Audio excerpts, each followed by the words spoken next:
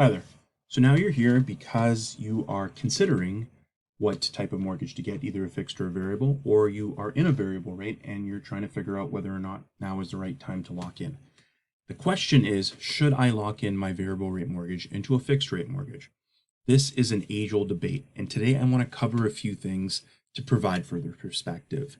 You see, in order to answer this question for yourself, you need to understand that what very few people do. And that is that there are essentially two things that you need to be looking at, not just one. And this one thing is what many people are led to focus on and only focus on just this one thing. But there are actually two bets, if you will, that you make when you're choosing to go fixed versus variable. Now, the first thing is the obvious, is the interest rate. And the second, which can be much more of a significant impact on your overall costs, but much less people even consider or even know about. Now, this bet relates to mortgage penalties, but we will start with the rate component first before we shift gears. So here we go.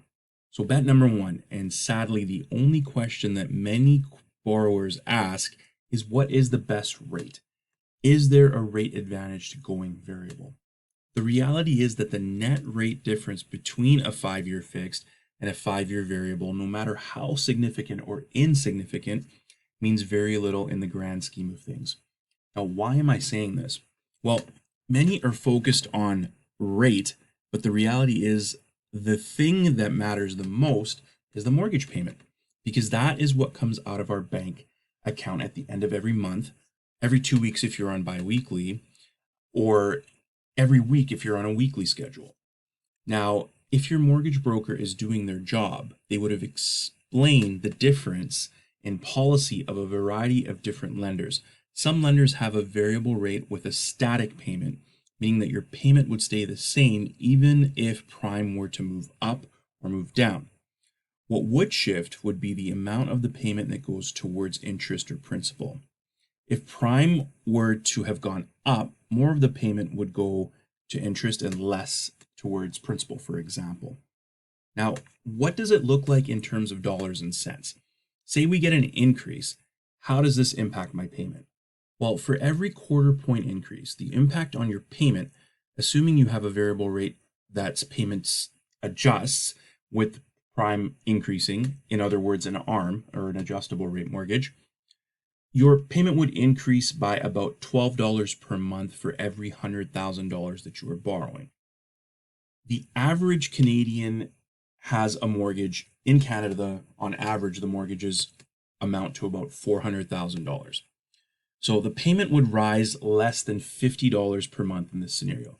Keep in mind also that there is some of that payment that will be going towards principal paydown.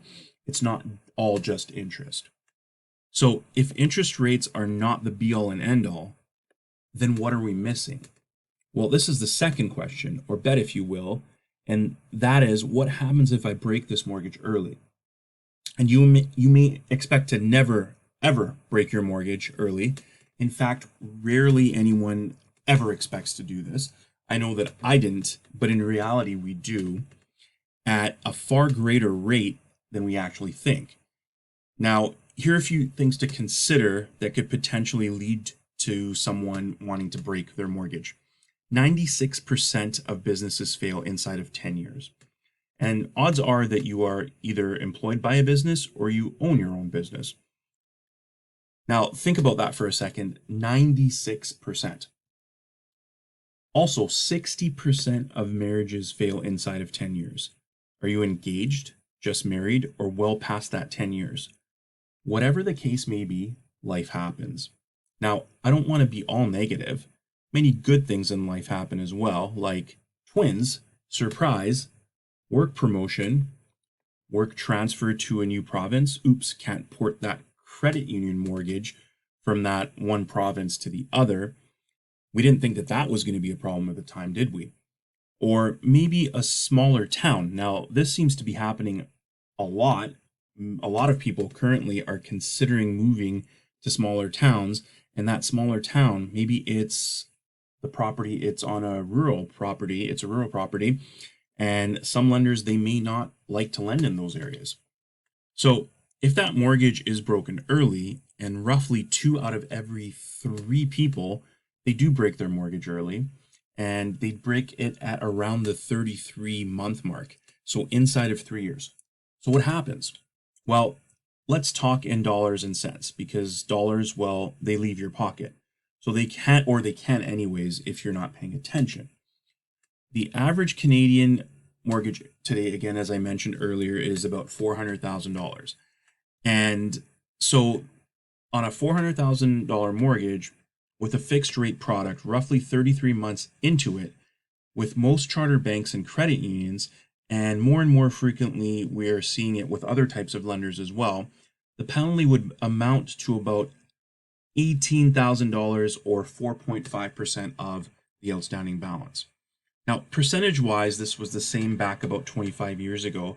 The interest rate differential, or IRD as they are known, a lot of people say, now, wait a minute here, my mortgage only has a 3-month interest penalty.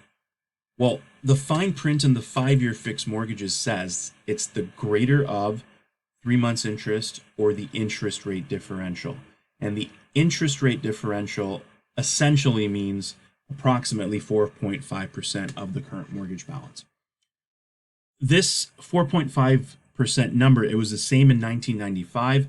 It was the same in between 2018 or so when I first made a video about this topic, and it's the same today. I just had a penalty cross my desk, which I believe was 4.7% of the mortgage balance. So what about the penalty on a variable rate mortgage?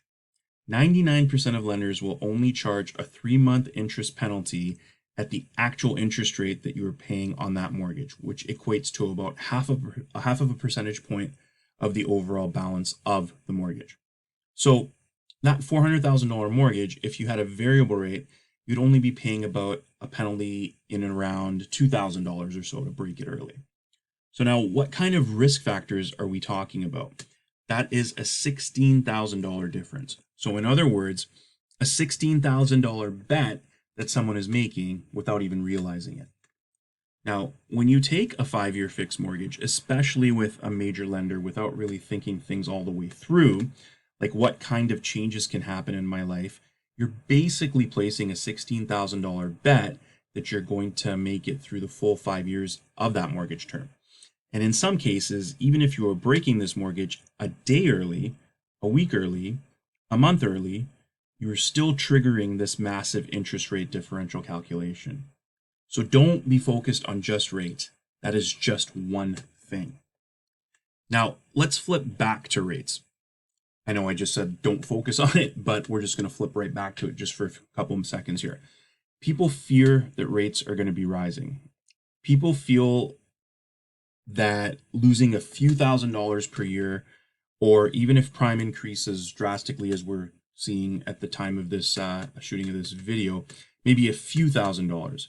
Yet somehow people don't fear triggering a $16,000 penalty. And this is in essence a double whammy, because historically the 5-year rate has you paying more interest as well as a higher penalty. So you pay more interest and you pay a higher penalty. Now, what we really should be fearing is the unknown, and that is what all of us face. And really, when it comes to mortgages, we really should not be fearing anything, because there should be no uncertainty. There should be no ambiguity. There should be no unknown. Don't get caught 3 years from now. Ask questions, ask your broker. Feel free to call us. Thank you.